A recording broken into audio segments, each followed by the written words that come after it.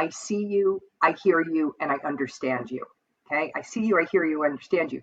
Now, what's interesting about this, Sam, is there's this research I sometimes refer to where this came out of I believe it was FP Canada. I hope I'm quoting that right. But they interviewed financial planners and their clients, so the same group, and they asked them the question: do you do this with your client? Do you base their financial plans on their values, goals, et cetera? It was all kind of the human side stuff of this. And the advisor said, yes, we do, at about 90%, and the client said, no, you don't. You're listening to The Uncertainty Edge, the show about the art and science of moving forward when the path isn't clear. I'm your host, Sam Sivarajan. Each episode, I sit down with leaders, advisors, and thinkers to explore how they navigate uncertainty, make better decisions, and stay focused in a world that rarely cooperates. Together, we'll look for the clarity hidden inside uncertainty.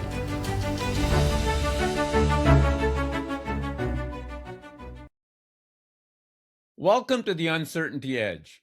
I'm your host, Sam Sivarajan. Today, I'm joined by Dr. E.D.G.E, an expert on life transitions, aging, caregiving, and family dynamics, and the founder of LifeMap and the Trusted Advisor of Choice program. With a doctorate in social work and over 30 years of experience working with thousands of financial advisors and their clients across North America, Amy has made it her mission to help advisors bridge the gap between financial planning and the human side of their clients' lives. Her work challenges a fundamental assumption in our industry, that knowing the numbers is enough. Get ready for a conversation about empathy, longevity, and the art of asking better questions. Amy, welcome to the show. Thanks, Sam. A pleasure to be here with you. Delighted to have you. And I think this is a very timely conversation, given all of the things that we hear about AI and the future of advice. Let me start by asking you to talk a little bit about your path to becoming a key voice in financial services. The doctorate in social work, your work with BMO and Scotia, and eventually training thousands of advisors across North America. Please, can you walk us through that journey and the moment you realized that the financial industry needed what you had to offer?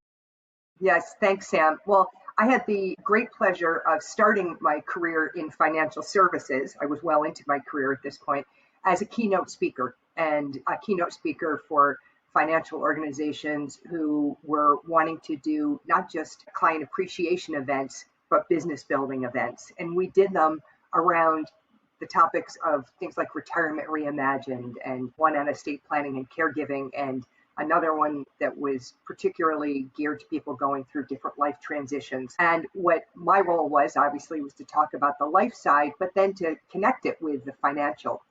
And what happened, Sam, was at each of those events, I would stay at the reception till the last client left. And I said it was like having a focus group every time I spoke. Right. And what I started to hear from the clients were all the things that they weren't happy about with their advisors. And I started to hear consistent patterns. And what I knew was that those things were very fixable, but that the advisors weren't aware because the clients weren't telling them, they were telling me. And I believed that I could make an impact with the advisors. And so we created corollary events, speaking events for the advisors on each of those topics. And what would happen is they'd come up to me at the end and say, that was great.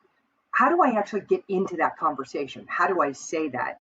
And that's how all of that work evolved into the Trusted Advisor of Choice program, which is all based around life transitions and how do you talk to clients about the life side, connect it to the money, move back and forth with these conversations. And I've had over 2,500 advisors go through that program now. So I've had a lot of feedback about how helpful that is. But my mission is really to help advisors deepen their relationships with clients, have more fun in their practice, and of course, better serve their clients all at the same time. Now that resonates. And I think that every advisor listening to this is probably nodding their head to say, look, I want to be that trusted advisor. I'm dealing with clients that are going through these transitions. So far, so good. Right. But most advisors are probably thinking that, look, I'm not a therapist. So when it Right. comes to life conversations, what is my role in here as their financial advisor? How do you help them make that mindset shift from being the expert with the answer, being that therapist, say, lie down on my couch, to being the person who asks the right questions, especially when there may be no clear answer or resolution at the end of the meeting? Yeah, I love that, and I love what you said, Sam. Because the truth is, when my team and I create a trusted advisor, we had two things we were speaking to because I knew that advisor said this. We have no time, so these life Right, right. conversations, we can't get into all this. We barely have time to have our meetings, and I'm not a therapist. And what I used to, so we designed it to be very tight and not take time. But then when I say to always say to advisors, you don't have to be a therapist. As a matter of fact, your client's not looking for you to be a therapist.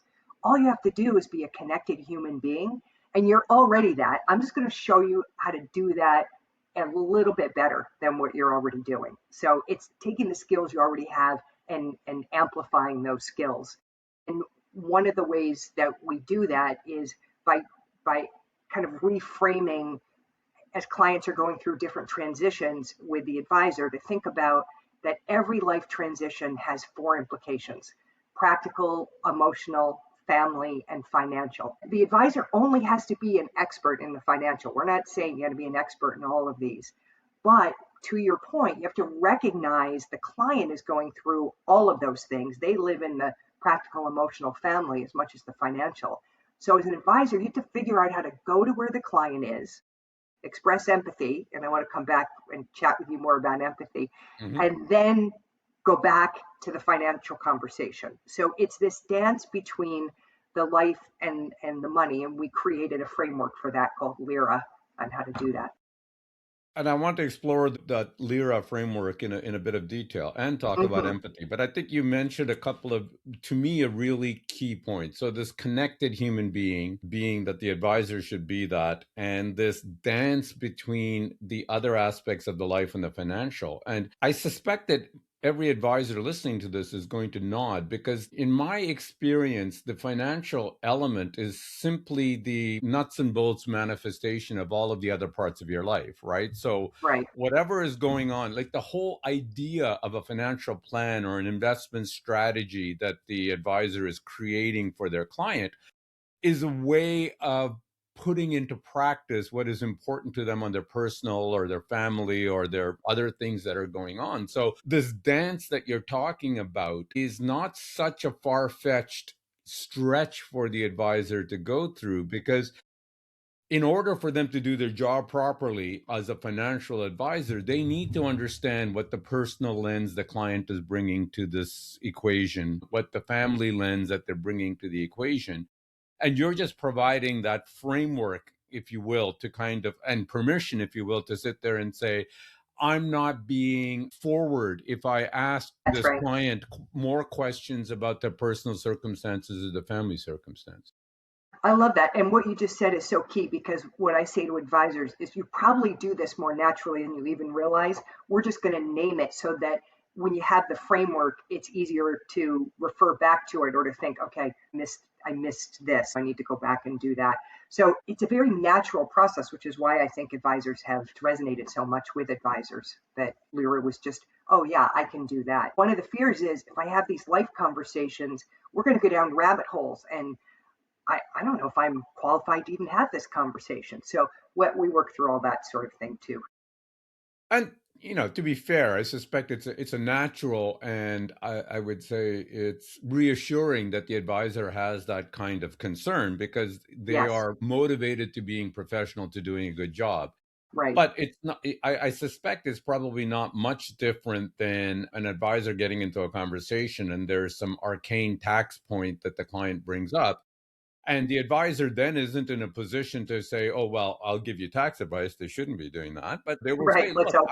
there's an issue that we've identified here. I suggest that you take it up with your tax advisor, and if you don't have a trusted tax advisor that you can call, we'll be able to connect you with a few people that we work with on these problems." And you're just giving them yet another, I guess, tool to kind of explore the key levers that that client is using and get the client to kind of acknowledge for themselves and to the advisor that this is an issue. And where it gets too deep and where the advisor can't address the issue in detail, it's at least enough to flag that this might be an issue and you should probably go talk to somebody for greater professional guidance in this area, right?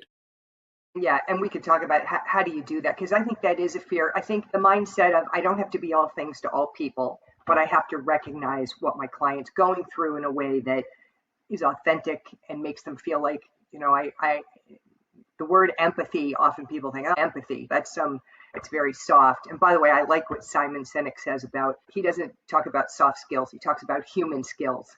And everything I do, I say, these are just human skills. And because I think when we say soft skills, it diminishes the importance of them. But in my mind, empathy is just the idea of conveying to your client, I see you, I hear you, and I understand you. Okay, I see you, I hear you, I understand you. Now, what's interesting about this, Sam, is there's this research I sometimes refer to where this came out of, I believe it was FP Canada. I hope I'm quoting that right. But they interviewed financial planners and their clients, so the same group, and they asked them the question, do you do this with your client? Do you base their financial plans on their values, goals? It was all kind of the human side stuff of this. And the advisor said, yes, we do at about 90%, and the client said, no, you don't. That's not true, but they said it at about half the amount that the advisors did. And here's what my takeaway is: it's not that the advisors are wrong. The advisors are doing a lot of those things, but what they're not doing, here's the gap that needs to be closed. They're not conveying it in a way to their client where it lands on the client, where the client gets that they've done that. So it's almost like it's going on internally in the advisor, but it's how you communicate to the client and how you respond to the client that makes them feel that you've really gotten them. That's the key. So if you're listening to this and you're thinking, I already do this, I believe you do, but does your client feel it? And when I say that, it doesn't mean no. Again, empathy is not this touchy-feely thing. It's about saying to somebody, I get you. That's it. I get you. And I want you to know I get you. Look, I love that. I love that distinction between that gap. And I wholeheartedly agree that that probably occurs. And I think the maybe I can take it one more step and we'll get on to Sure. your framework in a minute. I would say that it's I get you, I understand you. I think it's, perhaps we're putting names on it about empathy or soft skills or whatever. It's just being the type of person, it's a bit of a version of the golden rule. It's being the type of Yes. person that you would like to be. If you were sitting in the chair of that client and they're telling you about their challenges, their problems, their life aspirations, how would you want the person sitting in the chair across from you to be responding to it? Absolutely. Are you there? Are you relating? Are you empathizing? And I think there's a part of it that is, I love the part of the gap that you're talking about in communicating it in a way that the client understands. And one, I think natural, but perhaps neglected by advisors in many cases, way of doing that is when the client is talking about a circumstance or a situation or a challenge that they're having, a good way to demonstrate for an advisor to demonstrate that they're understanding, that they're empathizing, is to kind of share without getting too deep into it a situation that they or somebody close to them has faced similar to that. And it's not taking attention away from the client. It is simply saying to the client that I understand what you're doing. I've seen this happen. You're not alone. And I think that demonstrates that human nature. Look, I think this is a human business. And Yes, I hope that in 2026, advisors recognize that and embrace it, because if they don't, I think this thing called AI is going to eat their lunch. I think the one thing that is it is. differentiating the advisors that you and I deal with, Amy, is simply the fact that they are human and they can empathize, and Right. that the client at the other side of the table can relate to them on a human level, right? Yep. Yep. Can I add to something you said there? Because I loved it. What I always say, because sometimes advisors will say, well, I'm afraid to share my story because it's First of all, it makes you vulnerable when you share, but vulnerability is what connects us. Correct. So that's key. But the second part is the way I suggest people do that is share your story. Like maybe it's about, it could be anything from when you became a new parent and you're dealing with a young client sitting in front of you, or it could be the death of a parent. That's Mm-hmm. a common, that's a life transition that I don't think we give enough importance to when our parents pass. And so after you share your story, the great way to get the client back engaged is just to say something like, how is it for you? This is what I went through. What's it like for you right now? Because what you're doing then is pulling them back into the conversation and putting the focus back on them. So it becomes then a very natural exchange, right? That's great. I use the example of both my parents have passed, and um, I know that when people lose a parent, it rocks their world. It almost always does. And so I'll say to them, boy, I remember when my mom passed, that first year for me was really tough. How is it for you? How is it for you? What's it like for you? Anything like that gets people then feeling like, okay, I can actually have a conversation. I think that's a great example and that's great advice, Amy. I think vulnerability is key. And I think, again, that is levels of it, right? You can be vulnerable without being you can be Right. vulnerable and still be professional, right? Right. Without So, it Sam, being what I don't say about my mother is, oh my gosh, every time I thought about it, I just saw, there's a level that you share, right? correct.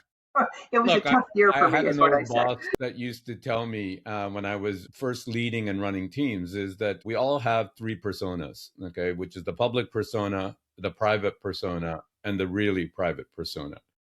If you are in I like any that. kind of profession that where you are interacting or dealing with people, you have to show an element of your private persona because that's who they're engaging with. But that really private persona is something that is left for your family and your close, That's right.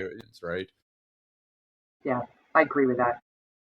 Now, let's go on to we've kind of been teasing this framework of yours, Amy, the LIRA framework: listen, empathize, reassure, and act. It's a framework that you developed to help advisors have that more meaningful life conversation with the client. Can you talk a little bit about that? What problem Sure. you were trying to solve, and what does it look like when an advisor applies this framework in the right way? Well, first of all, Sam, I always say everything I do is pretty simple because it's great if I can do it, but the goal is for the advisors to be able to do it in an easy, natural way. And to answer your question about what were we solving for, we were solving for exactly what you said in the beginning. The idea it takes too much time, and I'm not a therapist. So, okay, you already connected human being advisor. What I'm just going to show you this, and it'll help you do the dance we talked about. So when we talk about listen, we're talking about, we all know we've all gone through listening classes, but I like to talk about listening in three levels. So level one is listening to the content or Mhm. excuse me, listening. No, that's wrong. It's listening to reply. Sorry, listening to reply. And we all know we're not supposed to do this, and we all do it. And it's actually a professional hazard because as a professional, we're doing it to add value. So what we're doing is listen, okay, I got to jump in here and, say something intelligent. I got to offer something here. So you're going to do that. You're just going to postpone that jumping in to do that. Level two listening is listening to the content, obviously better. You're focused in on what the person's saying. Level three is listening to what's behind the content. So I want to give you an example, Sam, because I saw this in action, the difference between two and three. And three is where the magic happens. So Mhm. Mhm. I sat in on I was coaching an advisor who was a really good advisor and had great relationships with her clients. She asked me to sit in on this one client meeting, and the client was a retired 72-year-old woman whose husband wasn't in the meeting, but they had nice rapport and things started well. And then they did a portfolio review, they did some planning, and then something happened at the end of the meeting that was key. The meeting ran longer than I think the advisor had planned for, in which she was pushed on time. And so I watched her very quietly as they're having kind of ending conversations, folding up her papers, getting kind of ready to leave.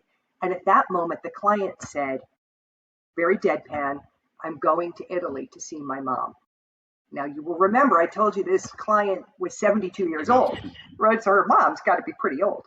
So The advisor responded at level 2, and she said, have a great time. When you get back, we're going to review such and such.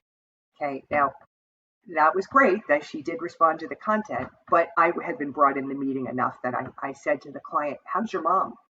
And she kind of dropped her head. She said, she's not well. She has dementia. I'm not sure she's going to recognize me. And I think this will probably be the last time I see my mother. And I said, oh, I can't imagine how hard this trip is. She said, it's one of the hardest things I've done. That's the difference between 2 and 3. So in that moment, I got the deeper connection with the client, the advisor. So we can't listen at level 3 all the time. This is what I always say. We'd be exhausted. But you have to listen at the moments that matter. And you have to be tuned in, because that's a key moment. Before I go on, do you want to say something there, Sam? No, I love that, Amy. I think that's such a powerful example that you've shared. And it is, as you say, there's nothing wrong with what the advisor did. No. It is just a missed opportunity, right? And I think it reminds me of what you've just said. And I think what the client experienced in your exchange is that old saying attributed to Maya Angelou's, long after people forget what you said, they remember how you made them feel. 100%. And I think that how you made that client feel and how that advisor could have made that client feel could have made all the difference in the world, right? Yeah, because they had a good relationship, right? It wasn't like she didn't know the client, so she just missed an opportunity. So what I encourage people to do, Sam, is to spend one day going through the world from the moment you put your feet on the floor to get back into bed at night, observing how people listen to you at what level and how you feel based on that. Because you'll get a sense when people are just responding to you, or when they're listening to your content, or when they're really listening at a different level. It's a great way. And then I say reverse that. And then the next day, observe yourself about how you listen with each encounter and how people react to you. And, I love to do this in the grocery store when they're checking out my groceries. A lot of these people just ignore the clerk, right? Or they say hi, and that's it.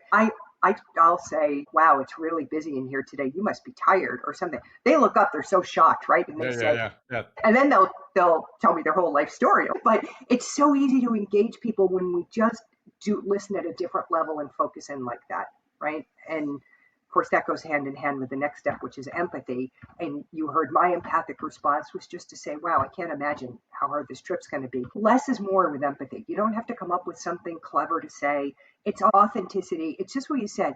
We are, I believe, more than ever, in the midst of what's happening globally, in the midst of AI, we are seeking authenticity and connection. And the more we can just be that, the more people want to be around us, and they want to do work with us, and they trust us. So empathy is simple. And if your client catches you off guard with some horrible news or something, you can say, I don't even know what to say right now. I just want you to know I'm so sorry you're going through this. That's an authentic response. Look, I think I love the exercise that you talked about. I think that's something I'm going to try. I think that the observation that you make that this is tough. Look, I also think in the world of technology and in the world of social media and all of the curation, I think we're making it tougher than we have to be. Like, we think that we have to be perfect, and I think what you've just talked about is it's being authentic, not perfection, right? And and look, I'm not trying to pretend that it's easy, but I always try to remind myself that how would I want to show up for a close friend of mine that is telling me this story? Or how would I want a close friend of mine to show up for me when that is there? And it's maybe taking it a little too far to say to an advisor that, your clients are your best friends. Right. In the context, it is a good mental model to get into, to sit there and say, okay, how am I supposed to react in this situation? Well, how would you want your friend to react if you were in that situation, right? And again, we're just trying to convey to the person, I see you, I get you. That's all we're doing, right? So whatever it takes to do that is okay. And I know people think, oh, I don't want to overstep. You're not overstepping to acknowledge somebody's feelings, to acknowledge that's again, AI, I know they're programming in empathic sort of responses. It's not quite the same when it comes from Claude than it is when it comes from from you, Yeah, Sam. as You I say, like know? it's the bedside manner of Claude, right? Yeah, There. yeah. I'm I'm not like, sure that okay. is going to. It's like that's too much. Stop that. This is just like, hey, I'm here with you and I get it.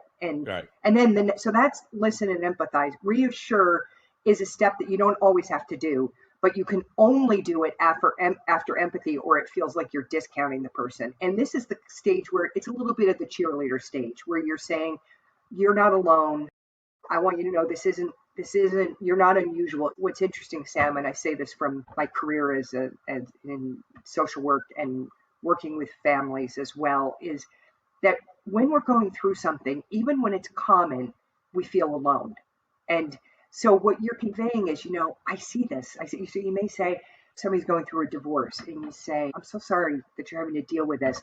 And then you may talk about the fact that you've had a number of clients who've gone through this and come out the other side, and after they get out this period, things really do improve. Like something kind of, again, you don't have to go on, and you don't always have to do this step. But if you see the person feels alone, widows often feel this, and yet we know it's not an uncommon life transition. And so then after you do that, now the goal is now you want to segue to the business conversation. And this again isn't a one-time segue, it's back and forth. But the segue is to me the most important part.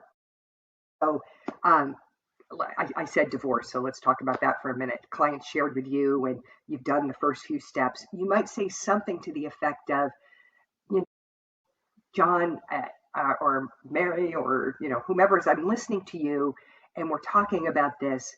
Some things are occurring to me that we should probably review on a financial side too. So before I share those things, do you have something financially that you really want to make sure we cover today? So it's a gentle segue, and you can do it several times, like, oh, another financial thing just occurred to me, or another thing in your plan we should probably review, or I wonder if you've thought about this. They know why they're there. They're there for financial, but what you've demonstrated in the first few steps is you care about them and you see them. And so you can bounce back and forth with that. And then how I like to end, if you're working with clients, is say, as you're dealing with all of these things, I'm going to walk beside you around the financial. I'll be here to do this. And what I hope is us doing that together frees you up so that you have more energy to do the other things. So it's a nice way to kind of position yourself as, I love the words, I'm going to walk beside you. It's not too touchy feely to say that to a client. Mm-hmm. I'm going to walk beside you as you go through this. And you can call me anytime, right? About this. I've got your back on this financial side. And my goal is, I see you've got all this other. I want to free you up to do that other stuff. So what do you think about that, Sam? I like that. I think that's great. I think you're absolutely right. I think I think what particularly resonated what you say is that the client knows why they're there. They're not Yeah, there for you to be their financial therapist or their counselor right. or whatever. Sorry, their personal therapist or their counselor or whatever. But they're human.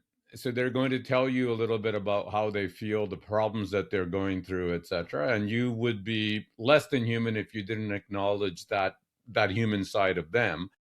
But again, it's that walking that fine line between acknowledging their personal situation and then bringing it back to the problem for you to solve, right? Or how you can help. And I don't think it's unnatural. It's just, and I dare suspect that most advisors do a lot of this without even thinking about it, right? 100%. They do it. Yep. You're just giving them, I think, the tools and the framework to be more comfortable doing this without thinking that they have to be that the social worker or that psychologist or psychiatrist or family counselor or whatever they have to be. It's just being that empathetic, good listener that understands the pain or challenge that the client is going through, right?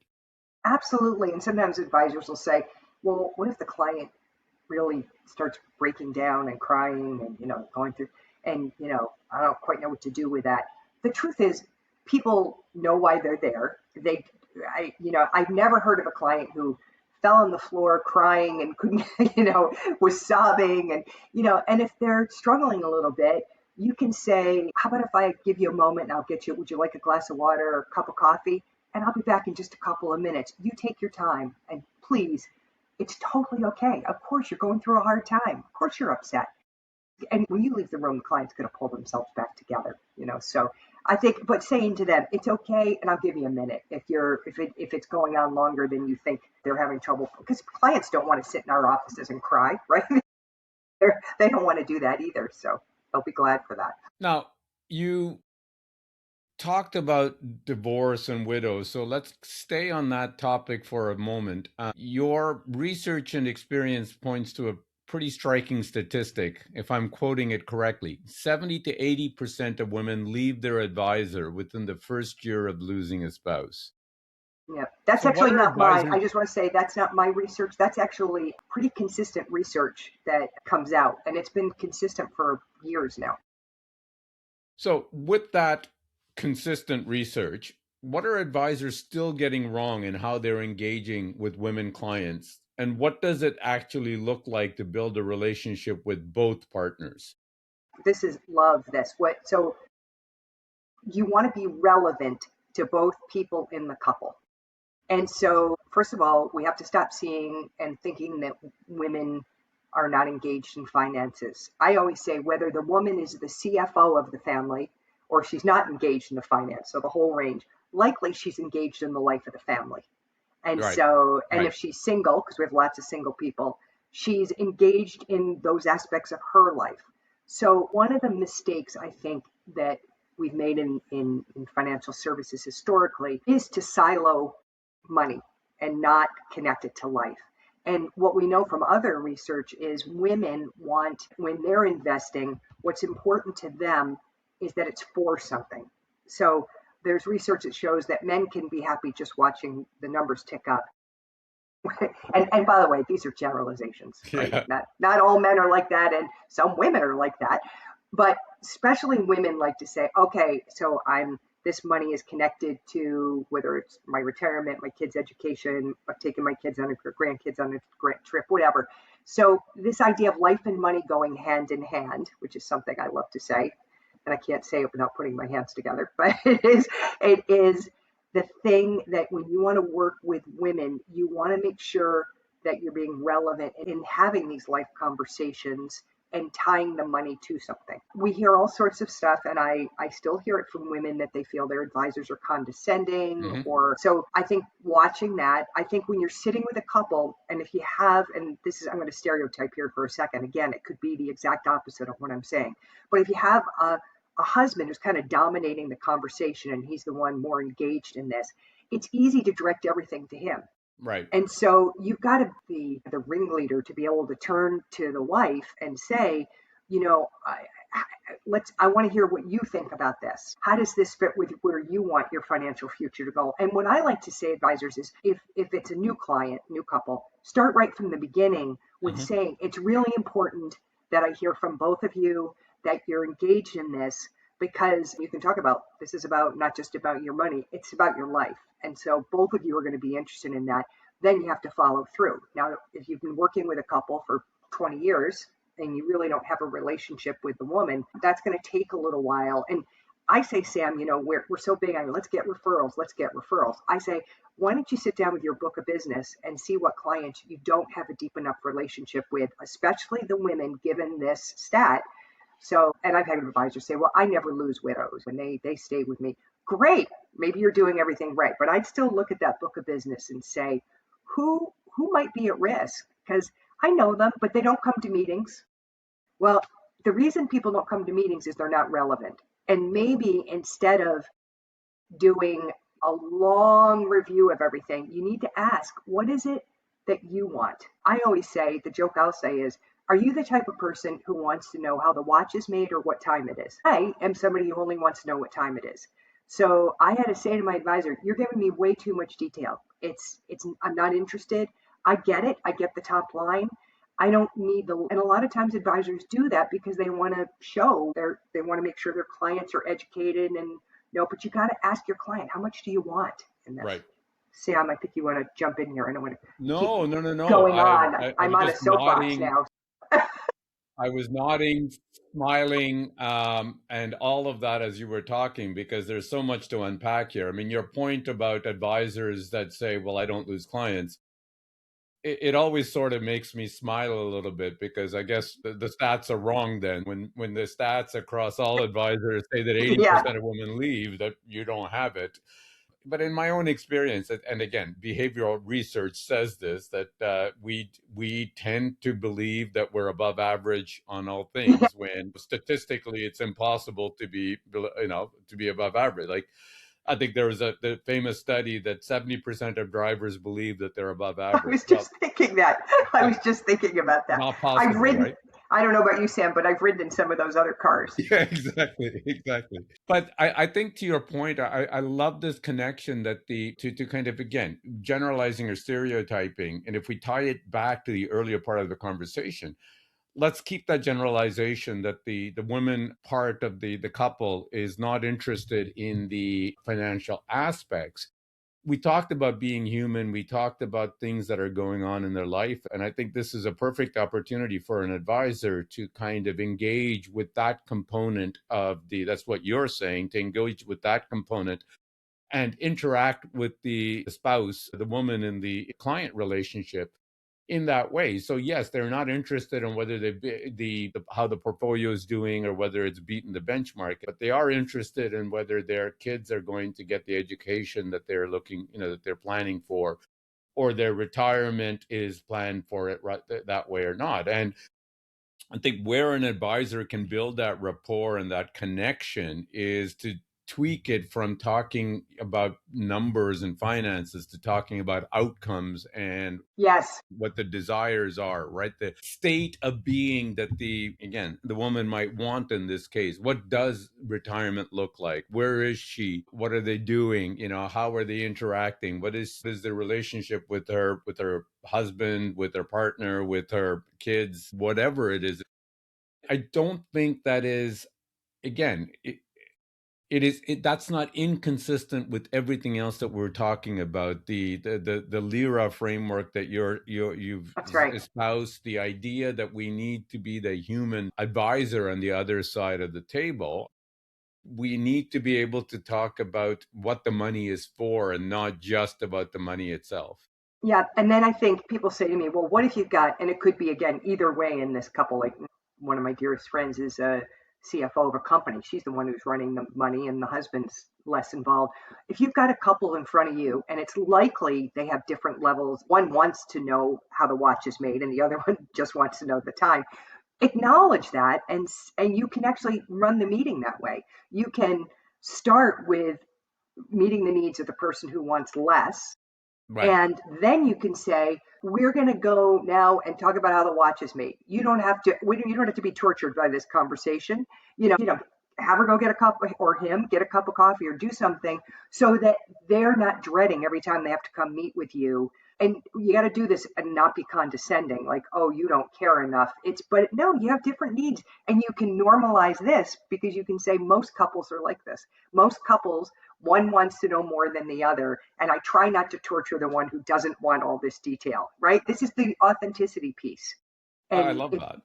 if you've done that and you've met the needs of the person who wants to know the outcomes, then you can sit and go into that deep conversation that you're just dying to have with someone. And I think, to your point, it's as simple as acknowledging and framing it, right? You're not necessarily asking the person that doesn't want to go deep to say, as you say, but it's important not to be condescending. You're not saying Right. to them, you can leave the room right now, let the No. adults speak. Right. You're That's key. saying, like, look, this is going into a level of detail that I know your partner wants and that you don't enjoy it. So I'm giving you permission, in a way, to, tune out for the next 10 minutes Right. while I'm Play talking. Wordle. And chime in where you want. I'm not trying to exclude you. I'm just Right. acknowledging the fact that this is not your cup of tea, right? So now what happens if you're listening to this and you've had a couple for 20 years and you haven't done this and you don't really have a great relationship with one of the spouses? What you can do is acknowledge that. You can just be and say, as I've looked at this, I realize I haven't made the meetings relevant for you. And so what I'd like to do is fix that because it's really important you're both here. And if they're moving through life, you can say, especially as you move through midlife and beyond, it's important that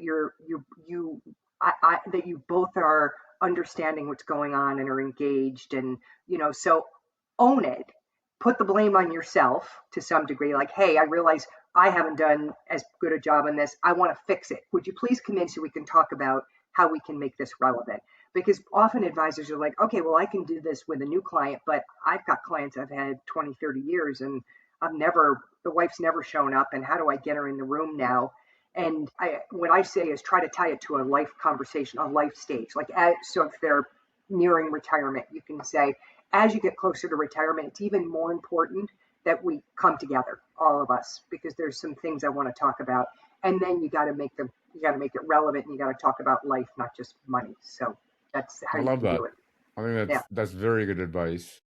Now, let's talk about retirement. You mentioned, and I think a lot of us think of it this way, as not as a single event, but as a journey with multiple chapters. And you've noted that many people are aging in a world that no longer exists. And the Mm-hmm. way I characterize it is that it's been romanticized, if you will, that you get the gold watch, you walk out, or you're golfing for the rest of your life. And I think that is an outdated model. We're living longer, we're more accomplished in many ways. And the way I put it is that I think it's very, very hard to expect somebody that has worked for 30 plus years at 40 plus hours a week, where their entire sense of purpose, accomplishment, their entire social network, their entire calendar is dominated around that job, whether they liked it or not, and then say to them, well, it's Friday, thank you very much for that service. And you expect that person on Monday to figure out what to do with the rest of their life, right? As I say, even if 100%. you've dreamt about golfing or traveling for your entire working life, I suspect that 98% of people, even if they can do it after 6 months of traveling the world or after 6 months of golfing 5 days a week, that they get Yeah. sick of it. So how 100%. should advisors be challenging those assumptions? And what does a more honest retirement conversation sound like today? Well, I always love to remind people where this concept of retirement came from, which is from 1883. And in 1883, the Chancellor of Germany, Chancellor von Bismarck, was trying to keep the socialists out of Germany. And one of his strategies was he created the first national pension plan for men, of course, because that's who was working at that time. And he set the retirement age at 65. That's where we got 65 from.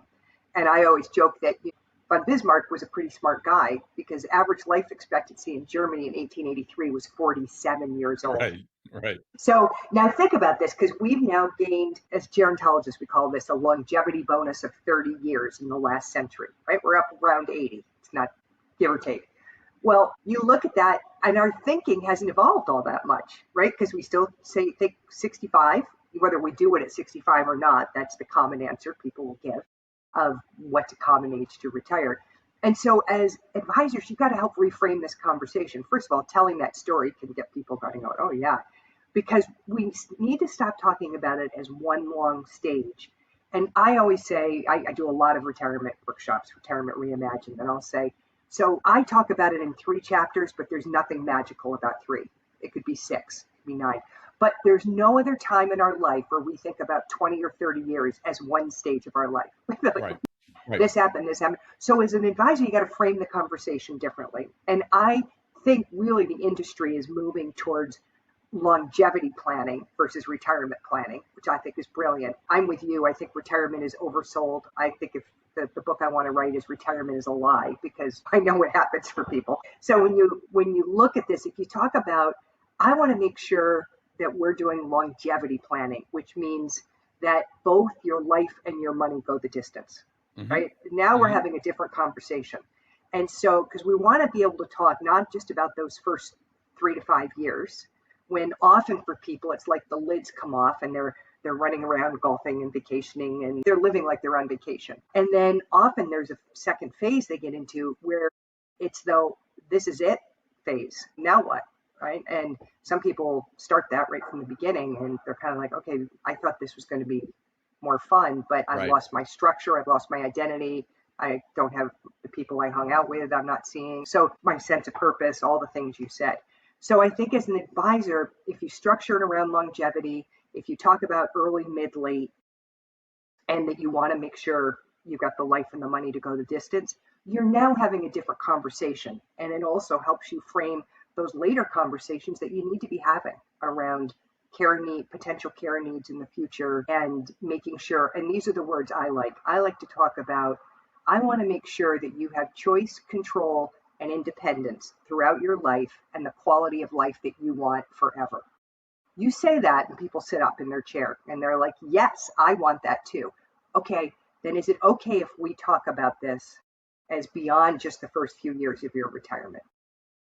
I love that. I love that, and I think you're right. I think it's a really aha point when you encapsulate it. There's no other event that we plan for 20 years at one shot. And I do think that this transition is unique in the sense that we treat it, in my view, we treat it as financial, where no other Right. transition do we actually sit there. Like if you go from high school to university, it's not just a financial, it's a life transition. When you graduate, it's not just starting your career, it's a whole life transition. Yes. We've got all sorts of programs and setups for it, or when you get married, or when you buy your house, or when you have a kid, all of these things that we have. Retirement is just one of those things that always sort of happens, and with a And lot yet we less plan plan. financially. I love that. You okay if I steal that line, Sam? I've never heard that before, but that's a beautiful, you're absolutely right. It is the only transition we do that. The In that line, part of that transition and thinking about a 20-year time period, in my book, my latest book, The Uncertainty Edge, I talk about how leaders who thrive aren't the ones who avoid uncertainty. They're the ones who built a foundation to Mm, navigate it with clarity and confidence. Now, for clients who are staring down a major life transition, like retirement, like caregiving, like loss of a spouse, the uncertainty more than anything else can feel paralyzing. yes. Advisors Yeah. are tempted to kind of give answers that are reassuring and that show their professionalism. How do they do that? How do they reassure a client while acknowledging the fact that the future is inherently uncertain and unpredictable? Like, we've got a plan, we're going to prepare. I'm going to walk by your side, as you Yeah. say, etc., and we'll figure it out together. We've set, I guess, how do they do that Yeah. balance between saying we don't have all the answers, but we're in a good place? Well, you just did a beautiful job doing it. I think it is the idea of being authentic. Sometimes, advisors are often hesitant, I find, to have the conversations about you might need care someday. And so what I say is you can be real with them and say, I want to talk about something that sometimes is tricky to talk about. It isn't always fun, but I care about you. And that's why I want to Mm, have this mhm, conversation. mhm. I think when you frame it, I care about you. I want to make sure you have a great life forever. And that's why I want to have this conversation that isn't always easy. Is that okay with you? People come along with you in that, right? Because you've put a frame around it. Do I you like like that, that. Sam, or not? Yeah. No, I really like that. And I think, especially if you can tie that in with saying the reason I bring it up, Amy, is because I've just been dealing with other clients that have had similar Yes. issues. And while it might not apply to you, it did give me thought that it's something that we should talk about, right? I love that. And that's because that goes back, Sam, to the okay, we haven't talked about this. Why am I bringing it up now? Because you can say, as we're moving through this kind of planning, or I've had several clients lately where this has become relevant, and now I'm going back and talking to all my clients. So if you're hesitant, you're thinking they're going to think, well, why did they wait this long? That's all you need is an entry like that. And then I think we can acknowledge uncertainty, but reassurance is I'm going to be here for you, which is the thing AI can never do, right? So I'm going to be here with you. We're going to do longevity planning together. Obviously, we can't know the future, but what we can do is set things up in the best way possible Right. and know that we can adapt as needed as time goes on. And I think that's the key part, right? Like, we've set the foundation in place together, that we're as well prepared as we can be, but we acknowledge the fact that we have to be able to adapt, and we will be ready to do it together when the time comes, right? That's right. And I'm going to be here. Or if you're nearing retirement, because clients are worried Right. about this too, right? Yeah. Like, what's going to happen? Talk about your succession plan. Talk about who your team is. Talk about how your organization is going to be there, whatever it is. But give them that reassurance. Don't ignore that part of the equation too, because we know advisors are aging as well. Well, that's great. Well, Amy, we're coming to the end of our podcast. So I have a few final rapid fire questions for you that I ask all my Okay. guests. Okay, good. So, number one, professionally, what is the most important lesson you've learned over the years? Well, it almost plays off of what we just talked about. I believe we all have to keep learning, growing, and adapting, or we're no longer relevant. And that's true for me in the work I do. I'm always thinking about that, but it's true for the advisor too. You can't keep doing the things the way you used to do them because the world is changing. AI is just one example of that. When we talk about next gen, we know they want different things. And everything we talked about, by the way, is a conduit to get next gen in the room. We could have a whole other show on that. But so I say keep learning, growing, and know you're going to have to adapt. And that's just part of staying relevant. No, I love that. I wholeheartedly agree. And I would add one more thing. It's also what makes it fun, right? If you've been doing it for 30 years Yeah, and you're still kind of just on a lather, autopilot. rinse, repeat, it's Yeah. not fun, right? You're learning something in the process. Number two, Amy, what is one practical tip you would offer listeners keen on applying your insights? Empathy first, solution second. Empathy first, solution second. So you're going to have financial solutions. Hold them until you do the empathy. So, I have advisors who put empathy first, solution second on their desk as a reminder to them. It's one of the most practical things you can do. I love it. I love it. And especially for type A, numbers driven people, I used to tell all the CFAs I used to hire that first you have to speak to the heart of your client before you can start speaking to the head. So That's stop right. talking That's about great. standard deviations and everything until you've shown them that you actually care about their money and who they are. Amy, this has been a fantastic conversation. If listeners want to learn more about you or your work, where do they go? Well, we have a giveaway, Sam, Okay. and they can go to LifeBridge Strategies, all one word, lifebridgestrategies.ca/giveaway. And what this giveaway is on talking about caregiving and planning with your client. So it's something you can utilize right away. And then that's the same place you can go to lifebridgestrategies.ca just generally if you want to see more about my work. Would love to have a conversation with anybody. Would love people to link in with me. You can link in with me. I would love that. And we post something every Monday called Monday Mindset that has a lot of these sort of ideas that are just kind of bite-sized that you can implement in your practice. Amazing. I'm sure that the listeners will get a lot of value out of that giveaway. And for listeners, it will be in the show notes, the link that Amy just mentioned. Amy, thank you for joining us today on the Uncertainty Edge podcast. Thank you, Sam. I really appreciate the opportunity to have this conversation with you. It was delightful. Oh, it was a fun conversation. Thank you. Mm-hmm.